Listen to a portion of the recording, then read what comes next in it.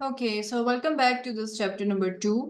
और यहाँ पे अब जो टॉपिक है वो ये है कि when you grow up you might not have a job. So here basically जो हमारे पास ऑथर हैं वो ये बात कह रहे हैं कि जब आप बड़े होंगे तो हो सकता है कि आपके पास जॉब ना हो। और वो कैसे ना हो कि ऑथर को खुद भी नहीं मालूम और ना किसी और बंदे को मालूम है कि जॉब मार्केट जो है वो कैसे 2050 में होगी। जैसे कि इंडस्ट्रियल रेवोल्यूशन जब स्टार्ट होता है तो लोग समझ रहे थे कि अब ये मशीनी दौर आ गया है तो जॉब्स जो है वो नहीं होंगी, लेकिन हुआ यूं कि जब इंडस्ट्रियल रेवोल्यूशन आई तो हर मशीन ने एक कम से कम एक न्यू जॉब क्रिएट की। और उसका नतीजा ये हुआ कि लोगों का जो स्टैंडर्ड ऑफ लिविंग है वो इंक्रीज हुआ, अच्छा बन गया।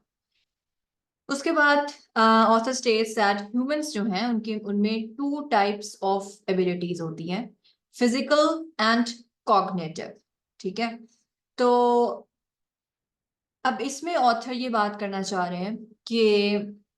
फिजिकल जब जब ये इंडस्ट्रियल रेवोल्यूशन का दौर आया तो जो मशीन्स जब आई तो उन्होंने फिजिकली तौर पर तो इंसानों को compete किया,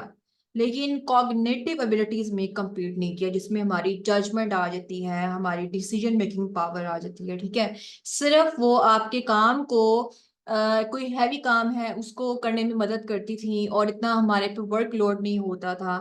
और लेकिन डिसीजन मेकिंग की पावर और ये सारी चीजें जो हैं इससे रेलेवेंट वो इंसान के पास होती थी। लेकिन अब एआई का दौर है तो इसमें जो है हम कुछ नहीं कह सकते कि वो कैसे इंसान को जो है आउटग्रो कर जाएगी। The better we understand the biochemical mechanisms that underpin human emotions, desires, and choices, the better computers can become in analyzing human behavior, predicting human decisions, and replacing human drivers, bankers, and lawyers. So basically, here the author states is this कि अब game जो है वो physical ability से ज्यादा होकर cognitive ability पर आ गई है। और वो इस तरीके से हो गई है कि हम जितना बेहतर बायोकेमिकल मैकेनिज्म्स को अंडरस्टैंड कर रही हैं मशीन्स, मतलब आहिस्ता आहिस्ता जैसे बायोकेमिकल मैकेनिज्म्स को अंडरस्टैंड करने जाएंगी उसी तरीके से human emotions, desires and choices को भी वो जो कंप्यूटर है वो बेहतर तरीके से अंडरस्टैंड करना शुरू कर देगा, जिसमें कि वो इस काबिल हो जाएगा कि वो इंसानी रवैये को बेहतर तरीके से एनालाइज कर सकेगा, ह्यूमन डिसीजंस की प्रोडिक्शन कर सकेगा और human drivers, bankers and lawyers को रिप्लेस कर देगा। And by replacing human drivers, bankers and lawyers, आपको पता है कि ह्यूमन ड्राइवर्स का क्या काम होता है, वो देखता है कि भाई कोई और सामने वाला बंदा जो है वो गाड़ी को मेरी गाड़ी की तरफ तो नहीं ला रहा, मतलब वो खुद से सोच रहा होता है चीजों को। जो बैंकर है वो भी देख रहा होता है कि भाई जो बंदा मेरे पास आया है ये किस तरह का बंदा है, ये लोन अगर मेरे से ले रहा है तो वापस देगा कि नहीं देगा, उसकी पर्सनैलिटी, उसके जो है गेटअप से उसको असेस करता है, जज करता है। इसी तरीके से जो लॉयर्स हैं वो केस लड़ते हैं आपके बिहाफ पे, देखते हैं कि भाई कैसे हमने दूसरे बंदे को जो है वो डॉच करना है, कैसे अपने केस को आगे लेके चलना है, ये सारी चीजें वो कैसे वो असेस करता है through human emotions, desires and choices. खुद से वो जैसे वो फैसले कर रहा होता है। लेकिन क्या होगा कि अगर यही चीजें कंप्यूटर में डाल दी जाएंगी, बायोकेमिकल मैकेनिज्म जिसमें ह्यूमन इमोशंस हैं, डिजायर्स हैं, चॉइसेस हैं, तो क्या होगा कि कंप्यूटर जो है वो इंसान की जगह पे ह्यूमन बिहेवियर को अच्छे तरीके से एनालाइज करना शुरू कर देगा इन सच अ वे कि आपको ह्यूमन ड्राइवर, बैंकर और लॉयर की जरूरत पेश ही नहीं आएगी। In the last few decades, research in areas such as neuroscience and behavioral economics allowed scientists to hack humans and, in particular, to gain a much better understanding of how humans make decisions. Author यहाँ पर ये बात कर रहे हैं कि neuro science और behavioural economics से ऐसे सब्जेक्ट्स हैं जहाँ पे अब रिसर्च की जा रही है और वो ऐसे लग रहा है कि वो ह्यूमंस को हैक कर लेंगे। और बल्कि ये भी देखने में आ रहा है कि वो ह्यूमन से बेहतर डिसीजंस जो हैं वो करना शुरू कर देंगे, मतलब मशीन्स। क्योंकि neuro science and behavioural economics is basically all about the understanding of the mindset of humans, कैसे एकदम किसी कोई इंसानी दिमाग सोचता है, कैसे वो डिसीजंस लेता है। तो जब इस पर वर्कआउट होगा और यही सब कुछ एक मशीन में इम्प्लांट कर दिया जाएगा, तो वो मशीन जो है वो इंसान से बेहतर तरीके से सोच सकेगी। This means that AI can outperform humans even in tasks that supposedly demand intuition। यानी इसका मतलब ये है कि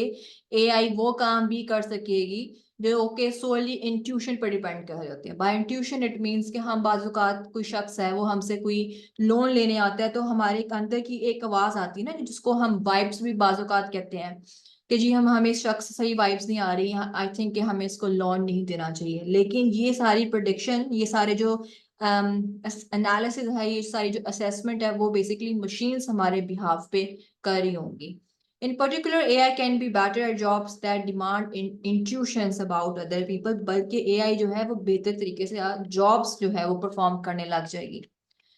Rather unbeknownst to them, their brains are recognizing biochemical patterns by analyzing facial expressions, tones of voice, hand movements, and even body odors। यानी वो इतनी advance हो जाएगी कि वो बायोकेमिकल पैटर्न्स को रिकॉग्नाइज करेगी, और वो क्या करेगी, वो फेशियल एक्सप्रेशंस को एनालाइज करके, आवाज की जो टोन है उसको देखते हुए, हैंड मूवमेंट्स को देखते हुए, बल्कि इवन जो बॉडी स्मेल है उसको देखते हुए, वो जो है वो AI would be in a better position to make decisions on the behalf of humans। What brain scientists are learning today about the amygdala and the cerebellum might make it possible for computers to outperform human psychiatrists and bodyguards in 2050। बल्कि ये भी देखने में आ रहा है कि जिस तरीके से जो साइंटिस्ट हैं वो इंसानी दिमाग पे काम कर रहे हैं, और फिर जब वो दिमाग, इंसानी दिमाग को पे रिसर्च करते हुए जब वो चीजें AI में डालेंगे, तो इट माइट बी पॉसिबल कि कंप्यूटर्स जो हैं वो ह्यूमन साइकियाट्रिस्ट और जो बॉडी गार्ड हैं उसको भी सर पास कर जाए 2050 में। यानी हमें ना ह्यूमन साइकियाट्रिस्ट की जरूरत रहे, ना हमें बॉडी गार्ड्स की जरूरत रहे। Two particularly important non-human abilities that AI possess are connectivity and updatability। अब यहाँ पे एक और था इंपॉर्टेंट बात ये कर रहे हैं कि जो AI जो है वो बेसिकली पोजेसेस, जो जो AI जो पोजेसेस, जो अपने पास जो एक क्वालिटीज रखती है, वो दो बेसिक इंपॉर्टेंट क्वालिटीज हैं, और वो है कनेक्टिविटी एंड अपडेटेबिलिटी। इंसान जो है वो एक इंसान कितने लोगों से अपना कनेक्शन रख सकता है, और मतलब वो पूरी दुनिया से एक इंसान जो है हट कनेक्टेड नहीं रह सकता, और ना वो हर टाइम अपडेट हो रहा होता है। मतलब we are humans, we have our limitations, लेकिन AI की ऐसी कोई limitations नहीं होगी। Rather, we should compare the abilities of a collection of human individuals to the abilities of our integrated network। AI जो है वो एक integrated network के तौर पे जो है वो काम करेगी। बल्कि अगर हम बहुत बहुत सारे ह्यूमंस को अगर हम कलेक्ट कर देना उनकी सारी एबिलिटीज को, तो वो इक्वल होंगी एक इंटीग्रेटेड नेटवर्क की, जो कि उन सारी ह्यूमन इंडिविजुअल्स की जो एबिलिटीज है उससे भी कई गुना वो पावरफुल होगा। For example, many drivers are unfamiliar with all the changing traffic regulations and they often violate them. अब यहाँ पे एक इसकी एग्जांपल से ऑथर ने बात की है कि जो मैनुअली जो हम ड्राइवर्स हैं, जो हम इंसान हैं, जब हम गाड़ियां चलाते हैं, तो हम बाज़ औक़ात क्या होता है, हमें ट्रैफिक रेगुलेशंस का नहीं पता चलता, कुछ कोई ट्रैफिक रेगुलेशन चेंज हुए, वी आर नॉट अपडेटेड, और हम अक्सर उसको वायलेट करते हैं, या फिर हम बहुत सारे इंसिडेंट्स, बहुत सारे जो हैं ट्रैफिक हादसात का शिकार हो जाता है इंसान।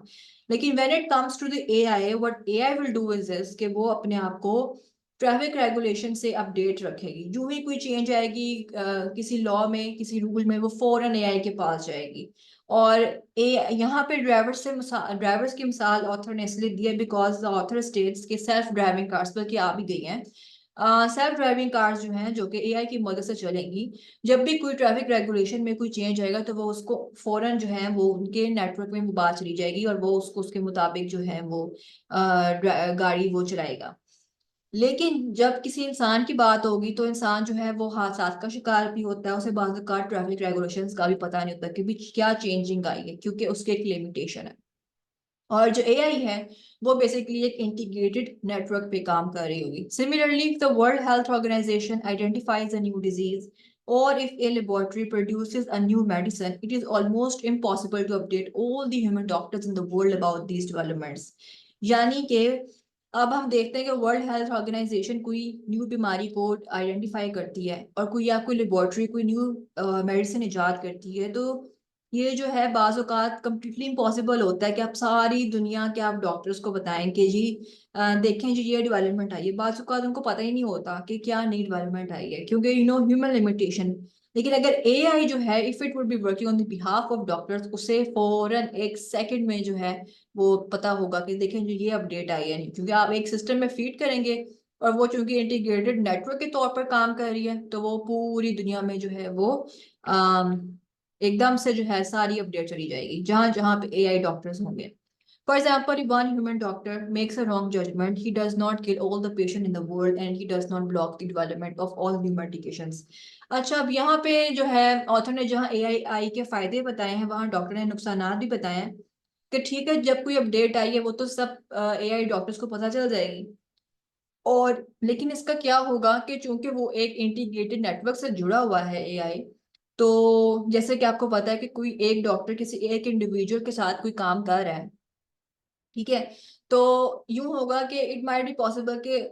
उसने कोई गलत जजमेंट की है, तो उससे वो क्या करेगा, कोई एक पेशेंट के साथ ही कुछ बुरा होगा ना, पूरी दुनिया के पेशेंट के साथ तो बुरा नहीं होगा।